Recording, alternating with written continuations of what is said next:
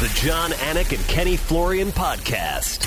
John, Anik, and Kenny Florian. I f***ing love them. I can't get enough of them. Let's hear that Boston next. Big jab there from Duffy, and Frank Mir is hurt now. Down goes Duffy, out cold. Frank Mir does it again. Rock'em sock'em robots here. Oh my goodness. Hyperbole. There are a couple of absolutely self-involved bull artists. Here are your hosts, John, Anik, and Kenny Florian. Headshot, bang. Oh, done. Oh, it's good to be back with you. Sorry about the bye week, but we're grateful to be back in your lives. It is Saturday, September 24th, 2022, episode 366 of the Anik and Florian podcast. We have a lot to get to, especially because we have not talked to you in a while. Ken-Flo is back. What a massive weekend for Team Florian at the ADCC World Championships in Las Vegas, Nevada. We're going to get to all the performers, of course. But, hey, man, you know, like for people who support you, like myself and Cody and others, like great to see you shine in a lot of different roles, Hall of Fame, post-match interviews, and everything else in between. So, you know, Team Florian, let's go, as the rapper said about 14 years ago. Special teams. If you don't know now, you know. Great to see you do all of that stuff, and great to see you back home, kid. I appreciate it, brother. It was nice to kind of come full circle from where I started doing, you know, rinky-dink grappling tournaments to, you know, the largest one, and getting to geek out with all the other you know, fans out there and kind of doing some different roles. It was a lot of fun, and I'm sure we'll get into it later. But thank you, buddy. It's good to see you. Seems to be big budget if you can afford Bruce Buffer and Kenny Yes. Florian. But, you know, Cody sent a text like, oh, big weekend for Ken-Flo. And it's like, yeah, for the Ken-Flo haters, not a good weekend if you're a grappling fan. So this Gordon Ryan, we're going to get to Ken-Flo's podium here in a little bit. Your three top performers from this ADCC World Championships and Gordon Ryan's greatness relative to LeBron James and some of the other guys that have been dominant in sport. But you said this was like the greatest grappling tournament of all time. So that's why we're leading the show with it. Why was it that?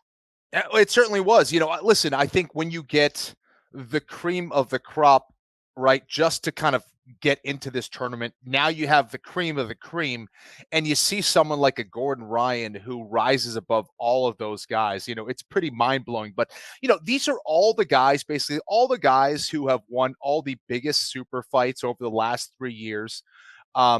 Those are the guys. The best out of those guys are the ones that competed in this ADCC. It was truly an international style grappling tournament where you had people from all over the world, the best men, the best women, and all the different weight classes compete against each other. And, you know, it's rare that you get a chance to see that. And obviously, you know, the prize money is a lot better for these guys. The sponsorship money, you know, all the eyes that were there, the crowd, the production that went into it. All of those things, I think, made it the best grappling event of all time. Certainly the biggest. You know, the ADCC has always been the most prestigious. Right. You always hear Joe Rogan kind of, you know, drop one of those references anytime someone has competed or has even won in ADCC.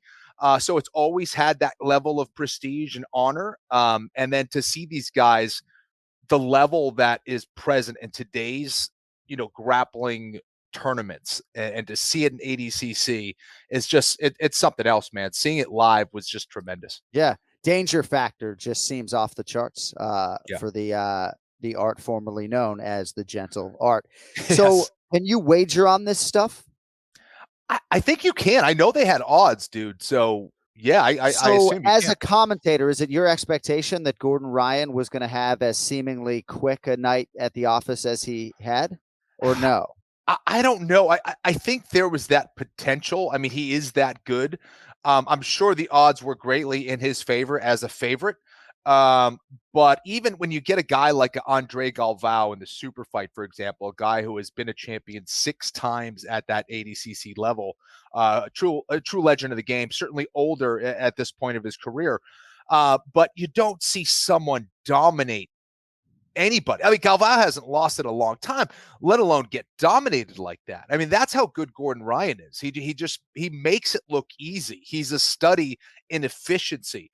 You know, the energy that he uses and how calm and composed he is as he executes each and every move.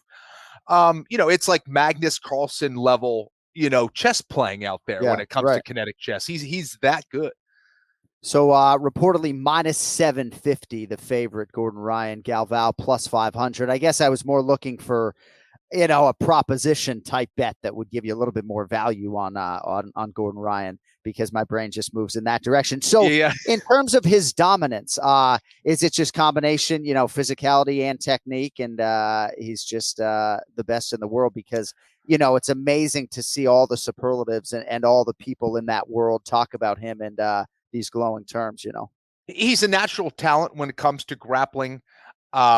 His work ethic is kind of legendary. He's been working hard since he was a young teenager, dedicating himself to driving from New Jersey to New York City, sleeping on the mats, training under one of the greatest, jiu-jitsu and martial arts minds of all time, and John Danaher, being under that system for that long, surrounding himself with other fantastic grapplers, testing himself in various levels throughout the years, slowly closing that gap and eventually just surpassing everybody. So he's the full package, man. And he also shows a level of intelligence and execution when the lights are brightest that is also rare. And, there's a lot of great up and coming talent, young teenagers as well, that were actually, further along than even Gordon was at 18, 19 years old. However, Gordon, he's right back into training. He's already, so it's hard to close that gap when you get a guy like Gordon who's never satisfied with his performances, who's always working hard. I think he trained 7 days a week, something like that, and has kept that incredible, training regimen for a very long time. Wow. Incredible. All right. Disciplined guy. And he's the best in the world. Speaking of discipline and the best in the world, let us bring on Ray Longo near the top of the show. Ray. Saturday. There he is. Oh, he's got a haircut too. Haircut. What's up, guys? Hi, Ray. You look a little somber today. Anything I could do to bring you out of that? Or? Oh man, I guess I'm just trying to listen to what Kenny's saying. Maybe a couple of fart jokes. Anything that could? No, not inordinately. No. Okay. No, not somber. No. Ready to go. Good to see you after a week off, my man. How's everything in your life? Very good. Very busy. Very good. Still don't know how to focus my phone, but that's good. That's all right. Yeah, it looks like you fit in a haircut since we last spoke. Looks like you're banging some cold brew here at 2:35 p.m. Eastern on a Saturday. So we were talking about grappling, and I don't know if you watched any of the grappling as a jiu-jitsu guy yourself, but our guy Ken-Flo obviously front and center at the ADCC World Championships there in Vegas. Yeah, well, first of all, I wouldn't want to insult any jiu-jitsu guys by saying I'm a jiu-jitsu guy. It's a joke. That's right, incorrect. It's a joke. I mean, It's a joke. We like to keep it. We like to keep it real on the AnikFlorianPodcast. I mean, I don't know if I'm a jiu-jitsu guy, so is Steve Jenham. But you're an OG jiu-jitsu guy. Like, you were training with the Gracies and all those guys back in the day. I'm definitely old school. Yeah, I definitely was. I was back at a good period of time. It was a great period. That learning phase when everything was new, Kenny, come on, nothing was better than that, though. It was like you were learning magic, right? It was like gaining superpowers that no one else had. And that was my thing, is like, what a well put together system. I don't know if Helio's the guy responsible, man. They just, as a martial art, they did an outstanding job at that whole thing. Just, it was beautiful. That was, and being an older guy at the time who was, doing something new, you appreciated that for sure. I was joking about you being a jiu-jitsu guy, Ray. Oh, okay. Listen, don't make me come after you now. I tell you. So, no, the ADCC got my attention for more reasons than one. Certainly when I see Gordon Ryan drawing these comparisons to some of the most dominant athletes in sport, and some suggesting that he is even that guy beyond some of the other guys like LeBron James or Tom Brady. It just, it caught my attention. Then, our guy Ken-Flo in the goddamn smack dab in the middle of all of it. Great stuff there. Circling back to Cory Sandhagen real quick, if I could, and I want to get to Jose Aldo and Aljamain Sterling, and of course, the late great Elias Theodoro, and a number of different directions to go with you today. Nice. But Cory Sandhagen, obviously, former Aljamain Sterling victim. Did you see the main event against Song Yadong about a week or so ago? Well, yeah. Saw the fight. I thought Cory did a great job. I definitely didn't have it 2-2 going into the fifth. I really thought Cory was controlling that whole thing. So I don't know, but that could be I'm not saying I was looking at it that closely, but what I was watching looked like he was he dictated where that fight was going most of the time. Kenny, it's interesting for me to see from afar how your contemporaries, other pro fighters talk about Cory Sandhagen, as this guy who, I just think potential-wise is championship level. And I know obviously the Florian supporters come out anytime a guy gets opened up with an elbow. So what'd you think of Cory Sandhagen? I was impressed. Cory is a tremendous fighter. His footwork, his ability to get in and out. I think he was a little bit heavy on his lead leg a little bit. It's on his jab. So he was getting caught with some counters there.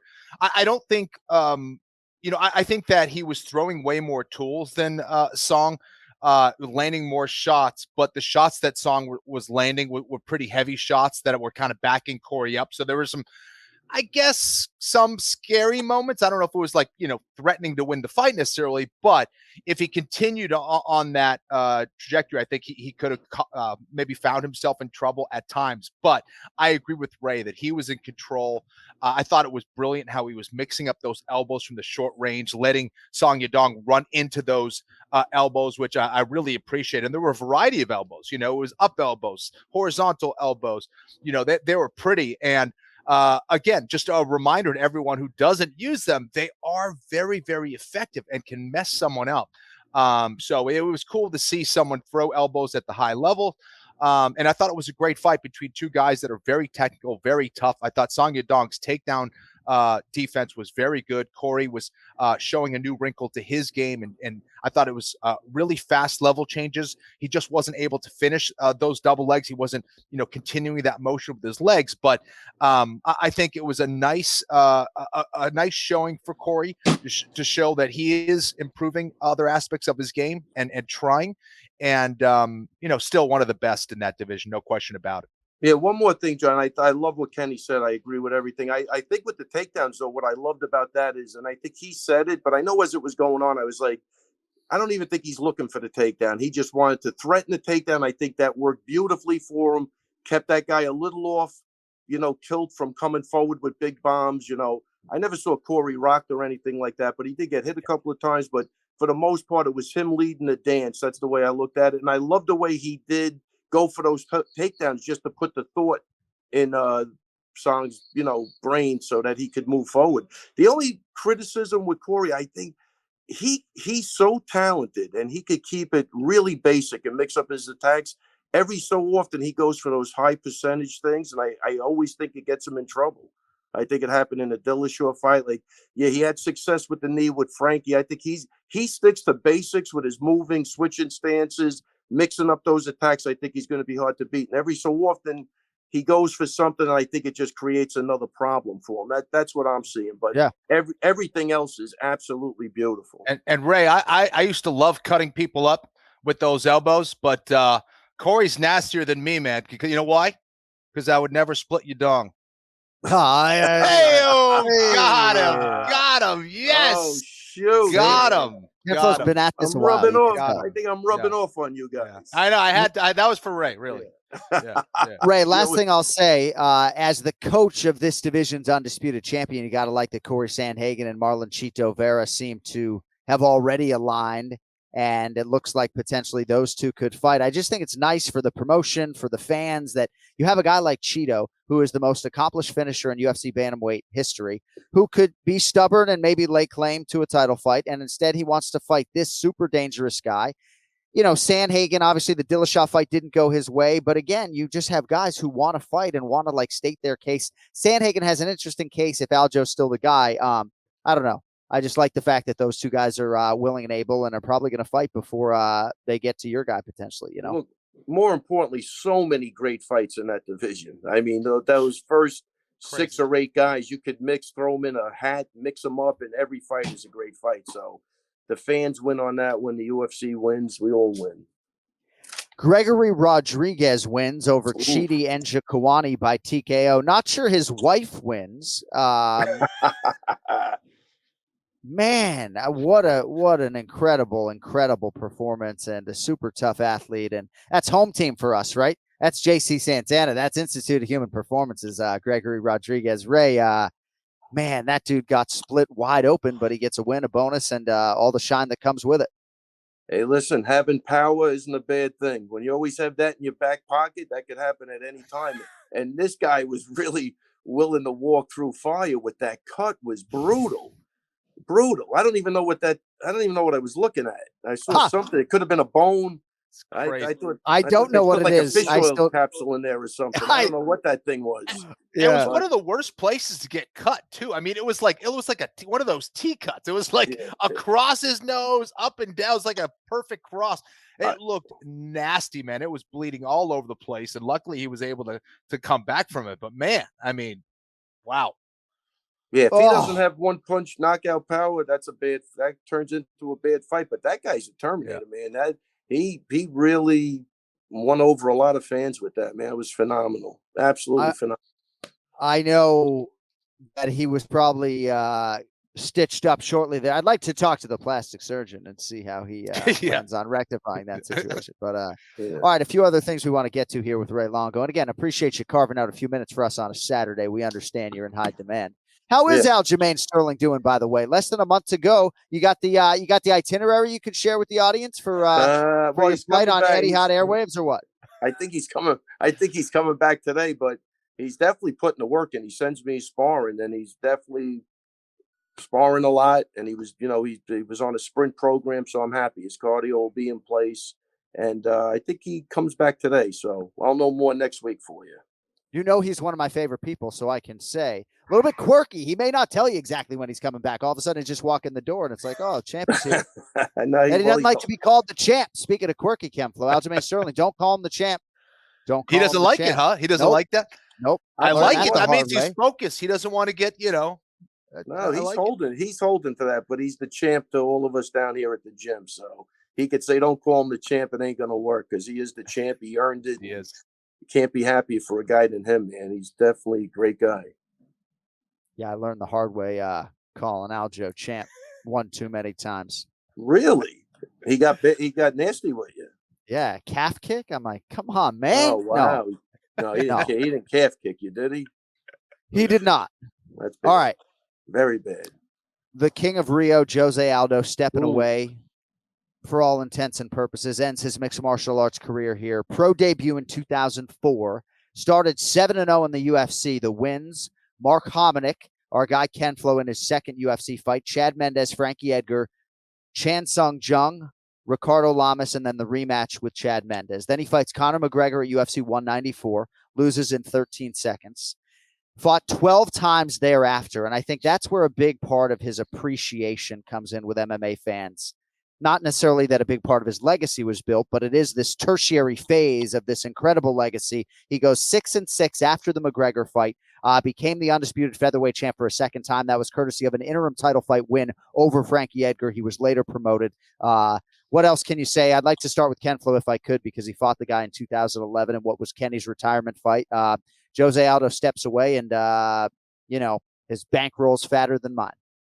One of the best to ever do it. Okay. When you look at the innovation that he brought into the game of mixed martial arts, the consistency, he was undefeated for like 10 years, had the UFC belt for around 6 years. That level of consistency and the fact that, he was a guy who didn't come from a wrestling background, yet was virtually impossible to take down. His physical gifts as a fighter, his speed, his explosiveness, the fact that you knew he was going to leg kick you and there was nothing you could do to stop it when he was in his prime. The improvements in his boxing game and his footwork and his head movement. He was always evolving. He was always getting better. And I agree. I think that, unfortunately, for a lot of the fans who came into the game a little bit later, they didn't even see Jose Aldo in his prime, but still appreciate the fact that here was a guy that when I was fighting him had trouble getting down to 145 pounds, cut down to 135 pounds, and still was extremely effective. I think that, in that last fight against Merab, I think it was both Merab, right? You have to give credit to Merab, what he was able to do to Jose Aldo, but also perhaps I don't know, maybe a slight deterioration in Jose Aldo's maybe skills, maybe it was age, and maybe it was some of the mental stuff where, I think a younger Jose Aldo would have been more active. And I think, and we saw it, he's not in his prime anymore, but he's done everything there is to do in this game. And I think he's getting out at the right time. I retired at 36 years old. He achieved way more than I did, becoming one of the greatest champions that I've ever seen fight. I just feel honored that I had the opportunity to fight him, learn from a great champion like him. And unfortunately, I still think that he's going to be the kind of fighter that we only appreciate further on down the line as we look back at his career. I think he's that good, and I still think he's underrated as a fighter. Yeah, really, really well said. I would say that the key for me too is what Kenny said. Not only did he have trouble making 45, then it just goes to show you how disciplined he is, because at a later age to go down in weight is even crazier. But he did it. He had success. And I agree with Kenny. Look, even when Merab fought him, we were catching Aldo at the right time, right? Even though he was on win streaks, he was standing up with everybody. He's very comfortable. The guy's boxing is incredible. Merab's a different cat. He's going to push it at different levels. And if you don't have the cardio, which when you're making that weight, when he's able to control the dance, he could do that all day long. But with Merab, it was a different thing. It was a different energy output. I just think he couldn't do both, right? If Merab chose to stand up with him and never go for a takedown, obviously it would have been a different fight. But Merab put the fight where he wanted it. Jose couldn't do anything about it. And again, there's a variety of reasons, but it does not take away from the guy's legacy at one bit. This is a guy that, like, again, I love good boxing and strong leg kicks. I think that's a prerequisite to everything. And he had it. He almost was like a mini, if you go way back, like a mini Marco Huas, right? You know what I mean? He had decent boxing. Marco, he had the big, heavy leg kicks. Jose, man, his boxing got better. That's another thing. Not only did he make the weight, I really think his boxing improved, which to get an athlete at that age to change a little bit is not easy. So hats off to Jose Aldo. I mean, go back, look at his highlight reel. Absolutely incredible. I think he's an inspiration for everybody who's come from nothing to achieve something. We call it the American dream here. I'm sure he's well off, and hopefully he's living really well in Brazil. But this is a guy, man, come on. Kenny fought the guy in 2011. That's insane to me. Yeah, that's insane. And the guy started in 2004, and just to have that longevity is incredible. So there's so many things you could point out with Jose Aldo. But I tell you, the fact that cutting to 35 at a later age and being successful when you've been through some tough times, super impressive.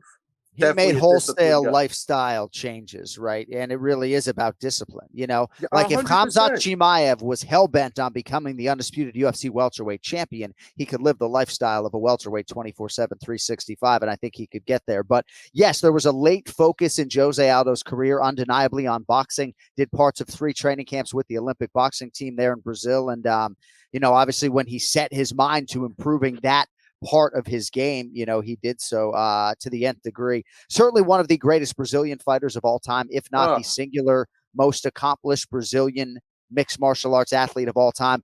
And I don't even know how you quantify his greatness. It's a hard thing to do, right? It's very rare to have a division where you have 3 guys who can lay claim to being the greatest featherweight of all time. You don't really have that problem at bantamweight. TJ Dillashaw's legacy has a little bit of an issue, right? There aren't that many people challenging Dominic Cruz as the greatest bantamweight of all time, at least in terms of the consensus, right?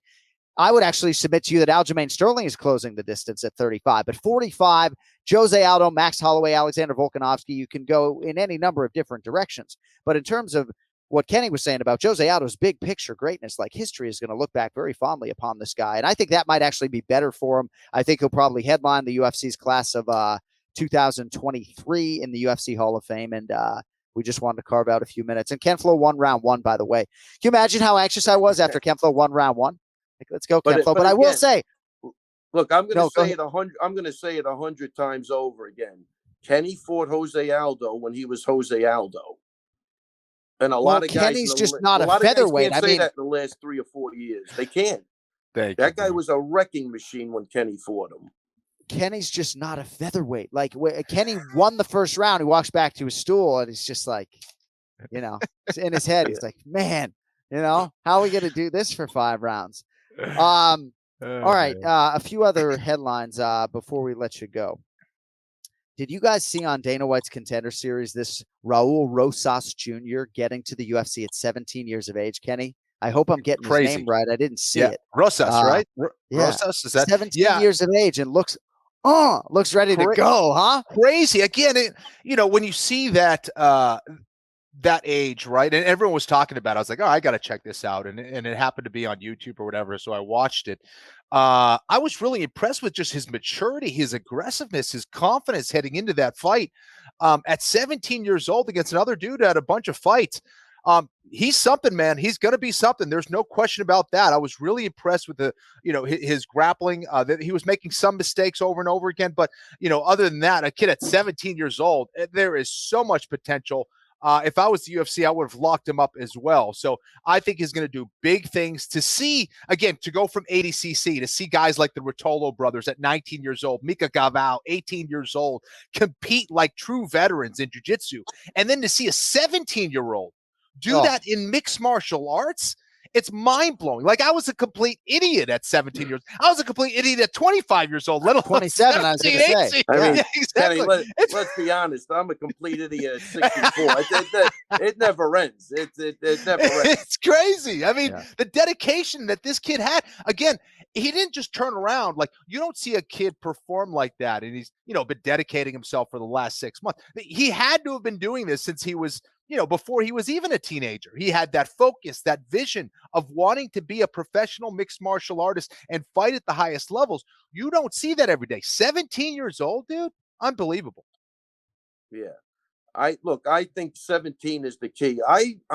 First off, you could tell he's a fighter. He looks like a fighter. He actually reminds me, you guys probably don't remember him, Salvador Sanchez. He died at like 20, youngest probably. Unbelievable boxer from Mexico. Yeah, absolutely. Kind of looks like him. He's got the hair and the nose, and Salvador Sanchez just had more of like a fro, right? He had back in bushy that hair. time, 100%. So I would have did a developmental, not even that, but just wait. I think wait a little bit. I don't want to see the kid get burnt out at 17. I think the way he spoke, you could see his mind is still developing, and he's right where he wants to be. But I wouldn't rush this kid at all. And I think that they'll be careful when they match him up, but I definitely wouldn't rush him. I don't think he's ready for that.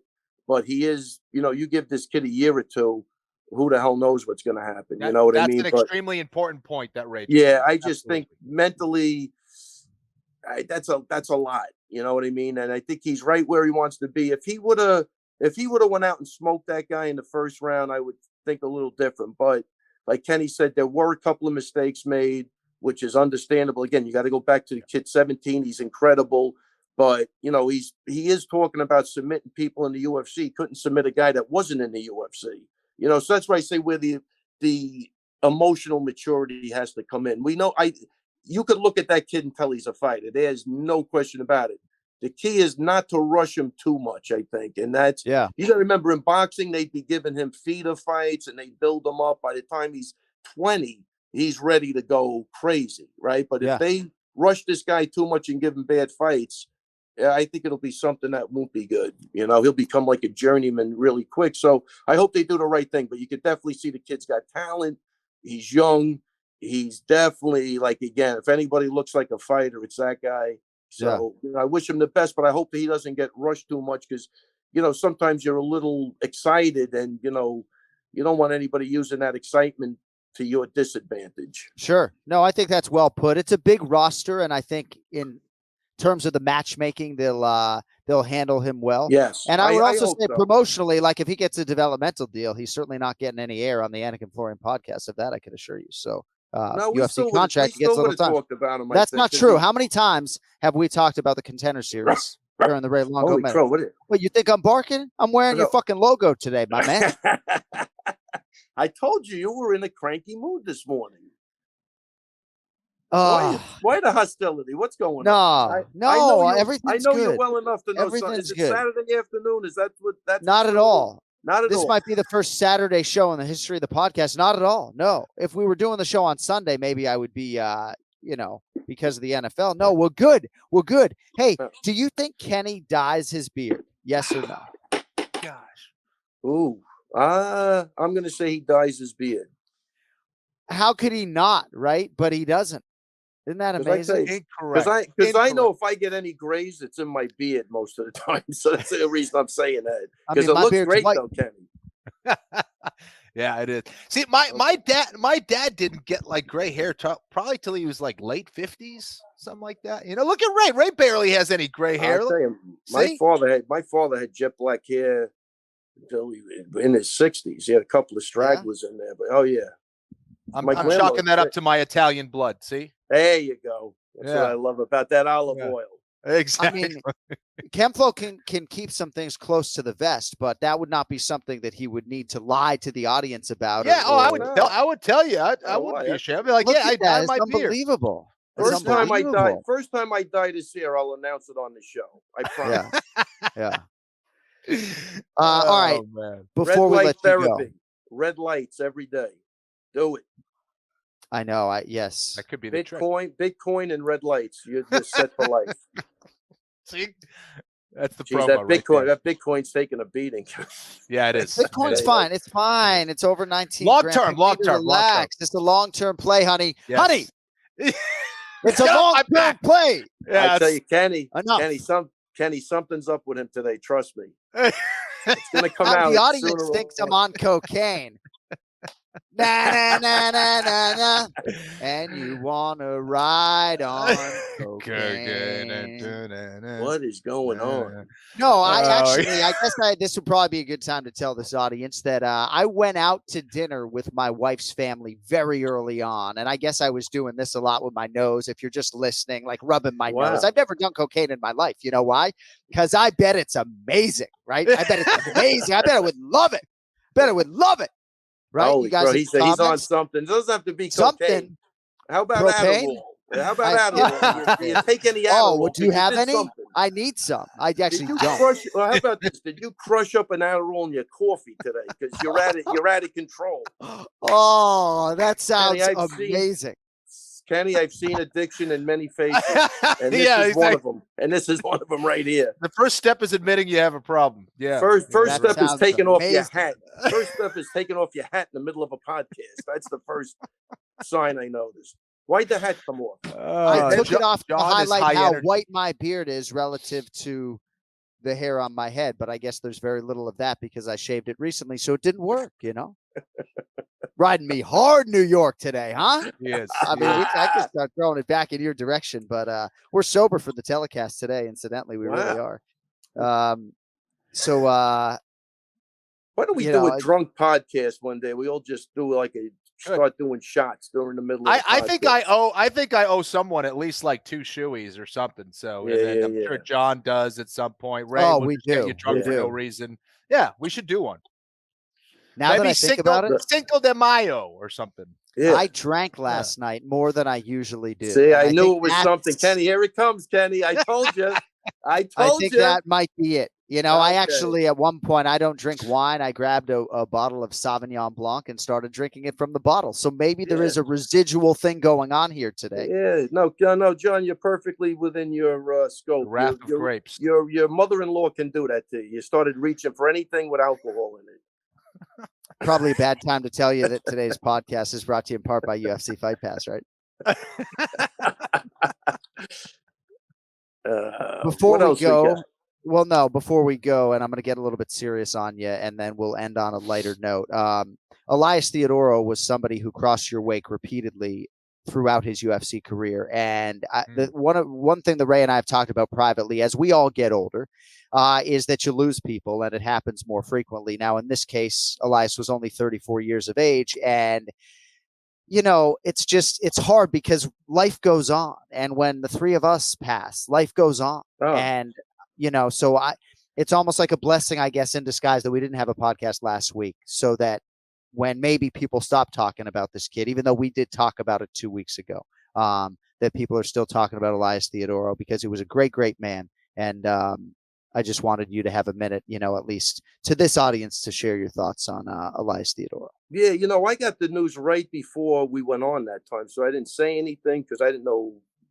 First of all, I didn't verify anything. That type of stuff. You don't want to make that mistake. But like again, we did talk about that. Like as when you get older, and even your parents get older, there's that circle of life. You can accept it a little more when somebody's 85 or 90 and they had a great run, and it's just the way things are. But when you see a kid as vibrant and as good looking, the long flowing hair, I mean, just 30, it's just too young. Guy was one of the nicest guys you'll ever meet.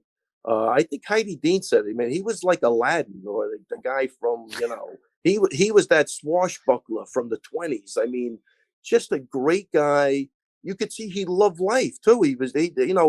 Somebody sent me a picture. One of the times he was here, we took him out to a restaurant, and man, he had a buddy. I think his name is Lachlan. The guy's a brilliant guy, just one of the smartest kids I ever met. But these guys, the Canadians, are just nice people, and Elias really fit that mold. I can't, say anything, but man, it really just bothered me. It's just I hope his family, I hope everybody's come to grips with whatever they had to deal with. But the funniest stories I could tell you is that the first time he was here, I remember he gets a package. I go, what's this? He goes, no, it's from one of my sponsors. Because I think he was living here for not a while, but maybe staying a month or two, whatever. He opens up the thing. It's like 80 bottles of Pert shampoo. Oh, yeah, of course. This is it. This is what I'm getting, a bottle of Pert shampoo. I love it.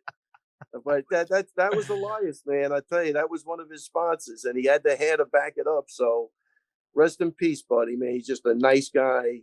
Unfortunately, it was a short time, but Yeah. Well, and I still use Pert Plus. I was actually trying to push it on my daughter last night. Oh wow, maybe the original 2-in-1, and it still works. Unbelievable. Just not for her hair necessarily with that conditioner. Well, I will say the annual AFPA awards, the Anik and Florian Podcast Awards, for better or for worse, certainly for worse, but have given us a chance to sort of memorialize some people, Adam Snacksgeller. So we are the only show in the MMA stratosphere that gives out an annual hottest MMA male fighter award to the most attractive male fighter on the roster. Now, we've been doing this for a long time, and that is now the Elias Theodorou hottest male fighter award. And, he would be honored with that distinction because he was vain and he was very attractive. Listen, another funny story. I took Mizuki to Invicta, and he was there. He was the round card boy in Invicta. The ring boy, yes. When he came over to say hello, I saw Mizuki like looking at him, like her eyes were like, it was like McDreamy. You know what I mean? It was. I go, Mizuki. I mean, I never saw her have any emotion with anything. He even melted Mizuki down. It was crazy. That's hilarious. But that's hilarious. Just a great guy who embraced being good looking. That should be the caption for the show. He even melted Mizuki down. I mean, that's it. Man. That's the best line of the show right there. I saw like somebody shot Cupid's arrow into her head. Just walking around. I go, wow. You wouldn't get on a magic carpet with that fucking guy, Yeah. He's good. All right. So, hopefully Aljo shows up on the East Coast and you guys get to Abu Dhabi safely. And I look forward to shaking your hand here in about a month's time. We got a big one. Aljo and TJ Dillashaw. I have some strong opinions on this fight that I'll keep to myself until after the fight. Yeah, please don't be confrontational until after the fight. I have to focus. With who? With you? Yeah. Now I know. Worry about now me. I know you. You're trying to get me to fight Steve Lee. Listen, you're not worried about me. I know what it. Man, this guy. You see how he takes everything in and internalizes. I already forgot about that. He's going to harbor that for the rest of his life. But listen, it's understandable. You were out with your in-laws, and you couldn't get enough alcohol in you. We've all been there. It's all good. All right. It's all good. But that's what's affecting the show today. Yeah, well, hopefully for the positive. People have been waiting a long time for this 366th iteration of the program. So we're going to let you get back to your Saturday, though, Ray. We appreciate your time. And, all right. And one last thing, John. I got fights tonight at the Space in Westbury. Anybody listening out there, come down. Great MMA action going on. We have Austin, Humble Halleck, and Big Mike Curio fighting. So we got a couple of good fights. I had a girl who's phenomenal, Mia. Inzarello fighting, but her fight got canceled, so I'm disappointed about that. But the other two guys are two of the nicest guys and most talented guys you'll ever meet. I got one guy's a mini Cain Velasquez, not a mini, he might be Cain Velasquez. And Austin's they're both undefeated, and they're both going to have great careers coming up in the future. So shout out to those guys, and we're going to have a big night tonight. Big celebration tonight. Wish you all the best with it. If you are listening live on 107.3, you can see those fights tonight at the Mirage. No, you're acting like we're live on the radio or something. And people, hey, if you're out there listening, you know, you can see fucking Joey Hurley fighting tonight under the lights. Kenny, I swear. Wait a minute.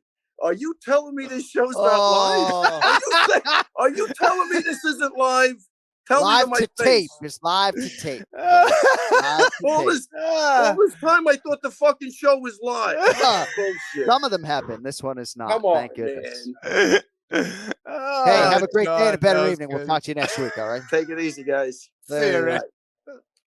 107.3, John. That's WAAF in Boston. All right. I'm telling you. That's good stuff. WAAF, no John, longer. you got that last shot in. I give you the round for sure on that. Thank you. I appreciate that. That was good. I don't know that Longo wants to engage with me verbally. Comes on the program. I don't know if he's in the back, but immediately he's like, "You're somber today."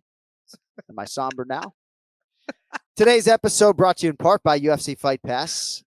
Get the best they have to offer on the Fight Pass 24/7 stream, offering a constant channel of historic fight action all day, all night. Tune in, sit back, and enjoy a network created by fans for fans. Step into our world, UFCFightPass.com. I'd encourage you to watch Jose Aldo, Kenny Florian, UFC 136, I believe, and see what you think about that round one. I actually thought it might have been 2-1 Ken-Flo after 3. But I'm not the most objective party. All right, Brian Petrie coming up in about a minute. Before we do that, we are going to get to the pronunciation of the week because the UFC has a live event coming up Saturday, October 1st from the old Apex UFC Fight Night. Dern versus Jan, Mackenzie Dern and Jan Xiaonan, your strawweight main event. And we welcome on our producer to the stars, Cody Merrow. How'd you like the Ray Longo minute today, Cody? How the fuck do I follow that, huh? I mean, I don't know. I was just crying, laughing. I had to give myself a huff count to prepare to get on the show after that. I mean, normally I would have to apologize to Petrie, who's been waiting a quarter of an hour, but I think he probably enjoyed being the only one who got to see that live. Maybe not. I don't even know if Ray was kidding. That's the best part. All right, let us get to the pronunciation of the week, and you'll join us, of course, at the end of the show for the MERROW Seconds to clean up anything we missed. So we got a couple files to play today. This fighter kicks off the main card. He will do so against the returning Mike Davis in the lightweight division. Who am I talking about, Cody? Vyacheslav Borshev. Well, that sure as fuck ain't it. Let's hear the file. Yeah, Ray just like set me up for failure here. Vyacheslav Borshev. Vyacheslav Borshev. Yeah, it's a tough one. Pretty close. Vyacheslav Borshev. Yeah. Well, horseshoes and hand grenades, huh? It doesn't look like it. It looks like Vyacheslav, which I think he kind of says, but Borshev is what we're going with. Yeah, Ken-Flo got it. Cody, we got one other file. Now, this is a lightweight from Brazil, nicknamed Neto BJJ. He fights Jesse Ronson. And this is one I want to play for the masses because every time we call a fight involving this guy, the pronunciation police is out. So would you kindly give us a shot? Give us your take and then play the file if you would. Yeah, isn't this one Joakim Silva? It's not Joakim, but that's close. So no. Let's hear what he says. Joaquim Silva, Neto BJJ. Joao. Just like Joaquim Joao. Silva, Neto BJJ. Ken-Flo. That's exactly what I thought. I said just like Joao Zeferino, right? Yeah, it's exactly. Just like that. Ken-Flo also just got off on ADCC where that was like. It's true. That's every other word. That's like hearing the word like in LA. It is. I actually went to Dominic Cruz's house a couple days ago when I was in Vegas, and I ran into a couple guys who lived with Ken-Flo like 20 years ago in Brazil. Their names are escaping me right now. We can talk about that off the air. Oh, wow. Okay, cool. A couple of fine individuals. All right. We got some predictions to make, and I think I have 6 for these guys to give for you today. So let us get to the main event challenge. It's the main event challenge. Anik. The time is most definitely now. Florian. I finish fights! I'm gonna do everything possible to win. The main event challenge. The John Anik and Kenny Florian podcast. And for this very exercise, we call on Big Gun Brian. Hey, your patience today, sir. Hey, listen, that you bodied Ray. I'm a Longo guy. He got him. He got him at you the bodied end. Ray at the end with the live radio because, like Cody said, I don't know if he knows it's live. I don't know. It was very funny. Well, I'm laughing. It was 10-8, John Anik. I love it. I mean, we're all fathers in here, right? I mean, who Yes. started it, right? I mean, this dude's riding me from moment one. It's nice to see you for the first time in 2 weeks, Ray. And he's like, you look somber today. Okay. That's the tone setter. That's Ray, man. So how are you, brother? I'm doing well, boys. Doing good. How you guys doing? We're doing good. So it's UFC Fight Night, Dern versus Jan. And sometimes we have a prelim fight that to me just has relevance, maybe more so than some other main card selections. So we're going to begin with this fight at middleweight between a couple guys who I think are on the cusp of the top 15. Krzysztof Jotko, minus 135. Brendan Allen, plus 115. Both have won 2 straight. Brendan Allen, born in 1995. It's crazy how young this guy still is, Brian Petrie. What do you have for us on Jotko and Allen? Short price on either side, depending on if you're strongly inclined on Jotko or Allen. Yeah, I'm back on fading my Jocko shit. I went heavy on Jared Merskar last time out. This guy just, you know what it is he plays it safe and he squeaks out decisions. And I guess I don't like that style, or I'm not willing to rely money on a decision win or whatever. He's not really a finisher, but Brendan Allen, young kid, big kid for the division. He's confident. He's aggressive. He's going to push a pace. He's good everywhere. Jocko's got that weird karate style. His takedown defense looks pretty good, but I think Brendan Allen just using the size and aggression and not playing this pace game. And you're giving me plus money. Add it to my card. I like Brendan Allen just for the sake of it. Let's go sub. I like Allen by sub. Ken-Flo, Jotko, Brendan Allen. Which way you going, kid? Oh, Ken-Flo's on mute. Sorry. There he is. I'm going with Jotko here. I think that Brendan is aggressive, and that's what can get him caught here against Jotko. Brendan's just too inconsistent for me to kind of rely on. That's the big problem on for me on Brendan is he's got a ton of potential, he's got a ton of talent, he's got a ton of skills, but sometimes strategy wise, he leaves some there to be desired. So I don't know. I'm going to go with Jotko just because he's very consistent. I don't think he's as skilled as Brendan Allen. I don't think he's as talented as Brendan Allen, but I think he's more consistent, and I see him squeaking out another classic Jotko decision. No. All right, next fight for us at heavyweight. And this is the featured prelim, and we're picking this for more reasons than one. Ilir Latifi, minus 180. Alexei Oleinik, plus 155. Fight was initially to go down in Columbus, Ohio back in March in front of the watchful eyes of one Brian Petrie. Latifi withdrew due to illness day of the event. Fight was rebooked 2 weeks later, UFC 273 in Jacksonville. Latifi forced to withdraw again. Correct me if I'm wrong, BP, if Oleinik does this again at 57 years old, you're shaving your head. Is that what we got going on or what? Yeah. So I made this bet back in March when we picked this fight in Italy. I was all over Latifi, right? Now, after seeing Oleinik go in there with Vanderhaar and get the shit kicked out of him, and then with like a minute left, pull the guy's fucking head off his shoulders. I'm like, let me throw a pause here. But Latifi's been out for a little bit, but I'm gonna be a man of my word. My wife actually wanted to cut my hair yesterday. I said, let's hold off on that because I might just need to be shaving this whole fucking thing off.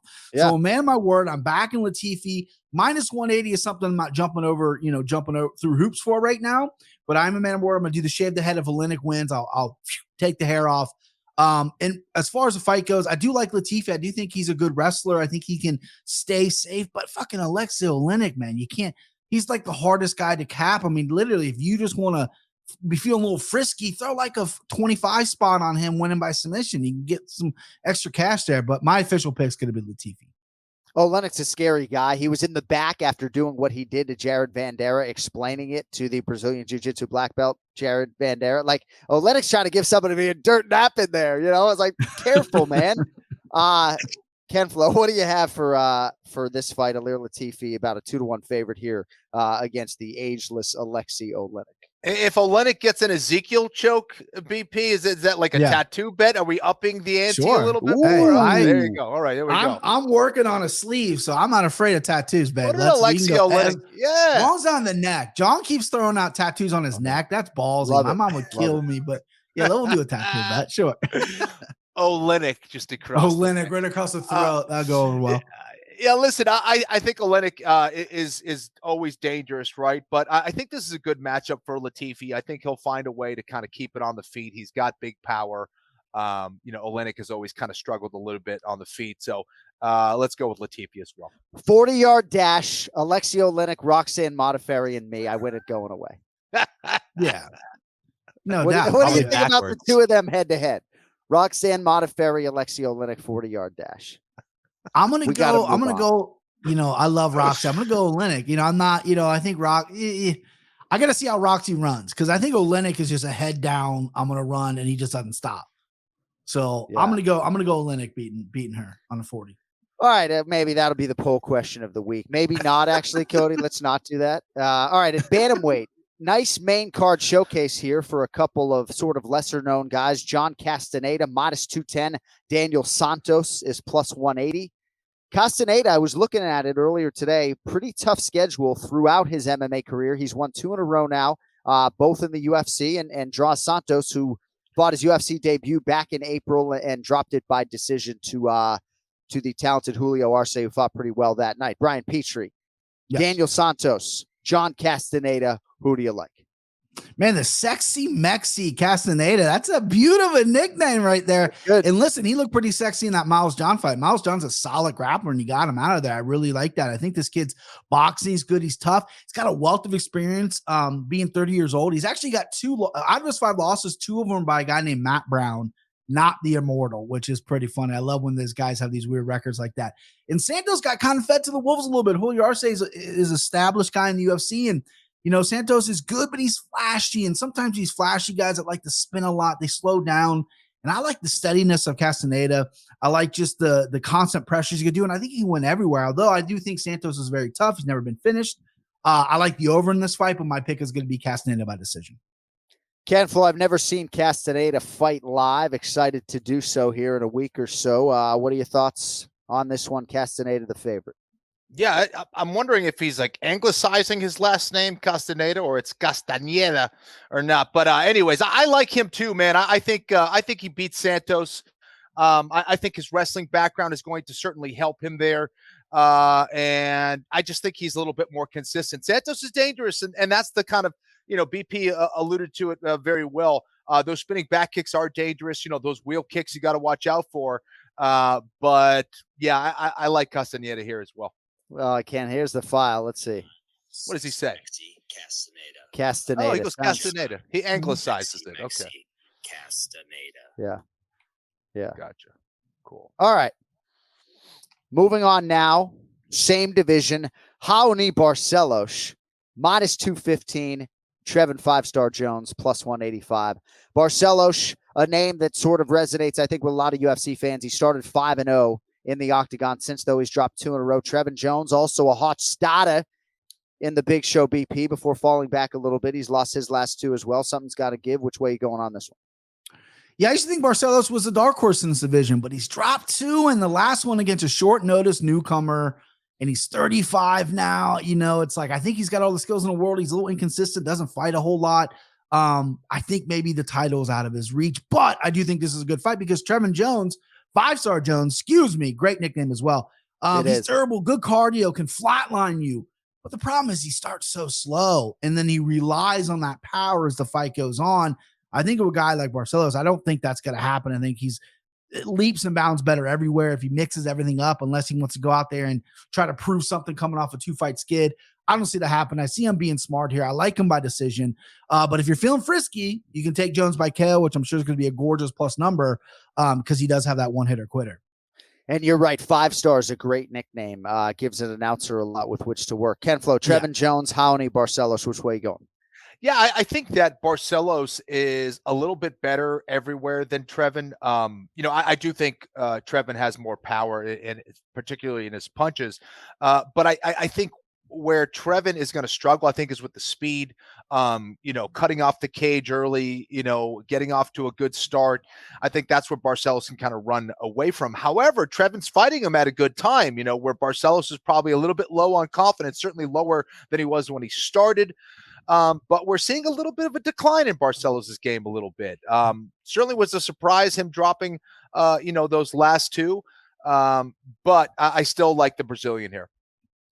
All right, co-main event in the welterweight division. Randy Brown, minus 285. Francisco Trinaldo, plus 240. 26th UFC fight for Masaranduba. He's won 2 in a row. He has 18 UFC wins overall. Rude Boy surging on the other side, 3 straight wins BP, last of which came against the talented Chaos Williams at UFC 274. Randy Brown, big favorite here against Trinaldo. How do you see it playing out? I've been waiting all day to talk about Rude Boy. This is my guy right now. He's in the pocket. And I usually don't get excited about guys who are coming off 2 decision wins, 1 a split, but he is leaps and bounds better in his improvement. He can talk a little bit. He's got swagger in there. He destroyed his toe in that one fight, but then just kept fighting.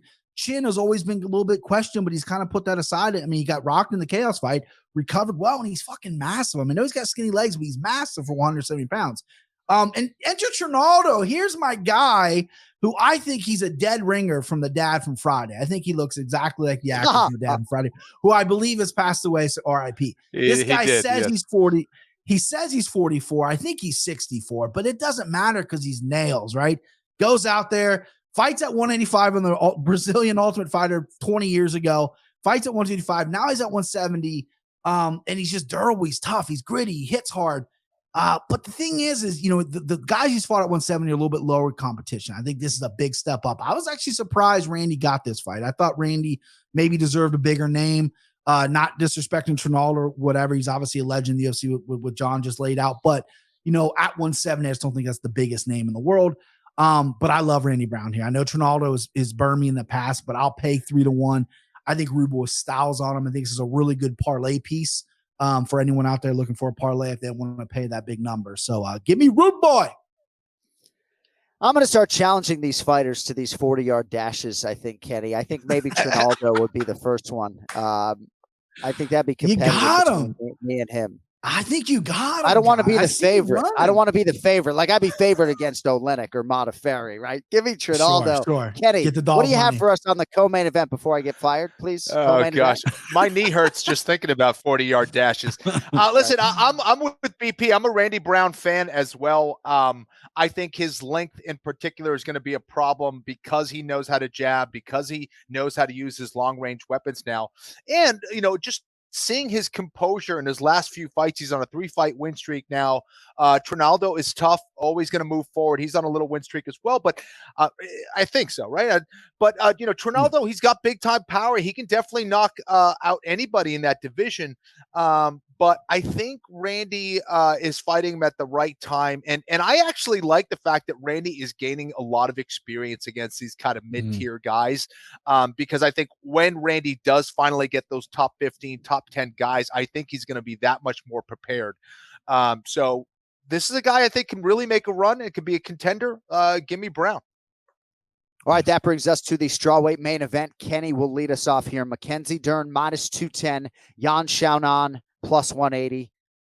Dern has won 5 of her last 6. Now, that does include a split decision win over Tisha Torres, UFC 273. A very close fight. I kind of thought Tisha won. She was beaten in her only UFC main event prior by Marina Rodriguez. This will be the first UFC main event for Yan Xiaonan, who had won 13 in a row before this current 2-fight skid against Carla Esparza, the champ, and the aforementioned Marina Rodriguez. Ken-Flo, Mackenzie Dern, minus 210 here this weekend. Who do you like? I think that Mackenzie is so dangerous. Again, I keep making these comparisons, but just like that, person who has one-punch knockout power, she's so dangerous with her submissions that she can take you out super quick.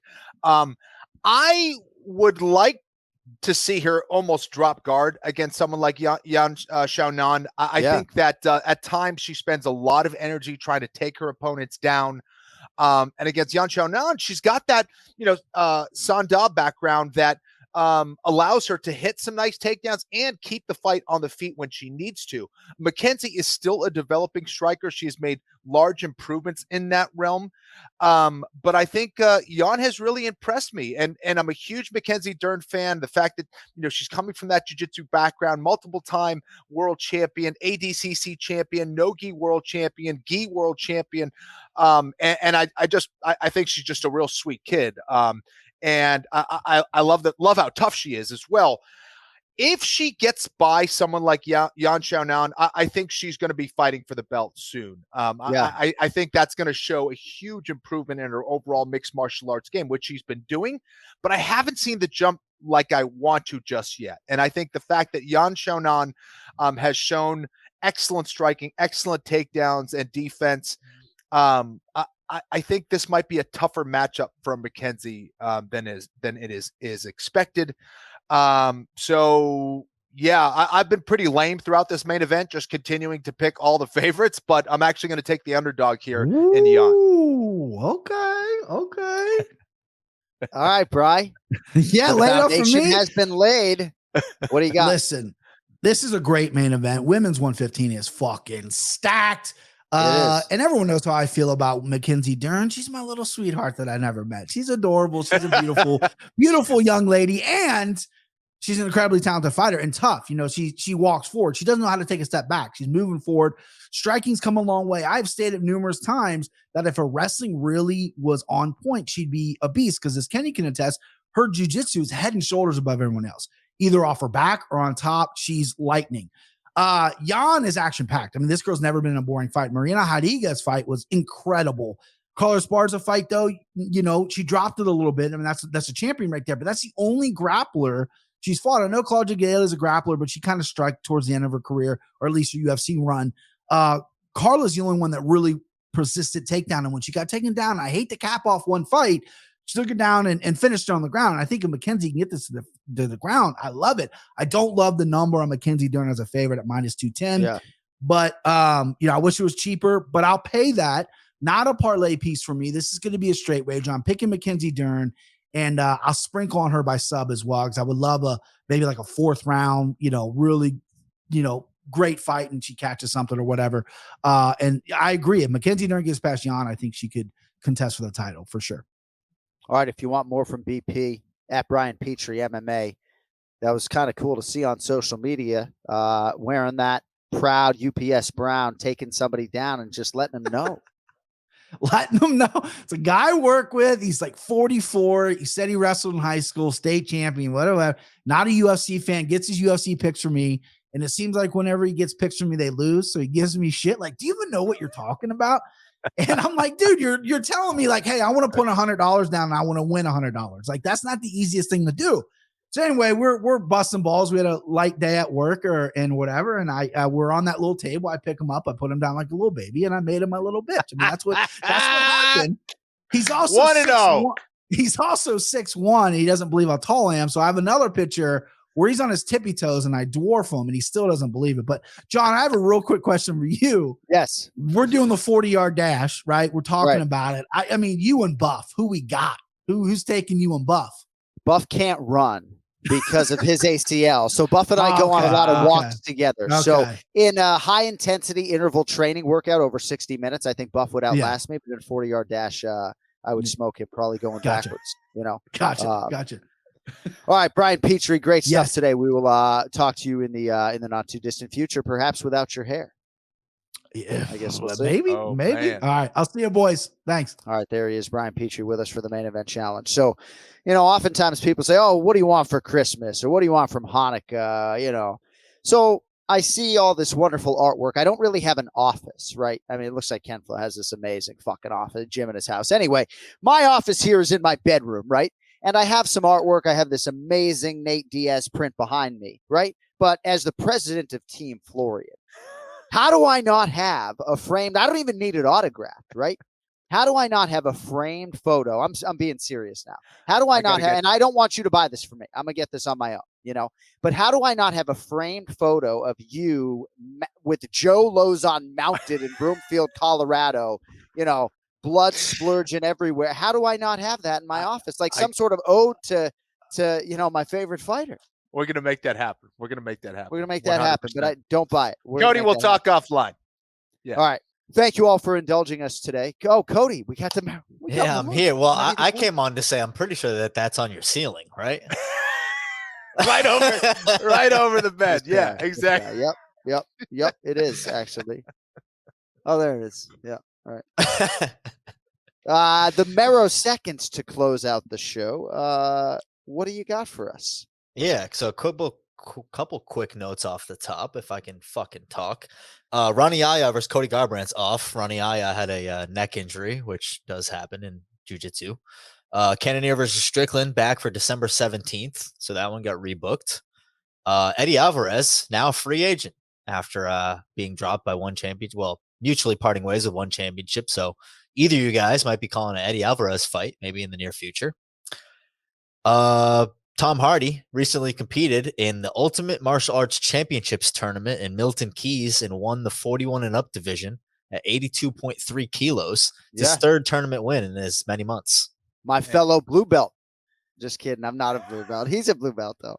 We got to get him on the show, Cody. Can we make that happen? Well, and also, so I was looking it up. John, did you know that you're not IMBD credited in Warrior? Like, what the fuck is that? Yeah, you better believe that.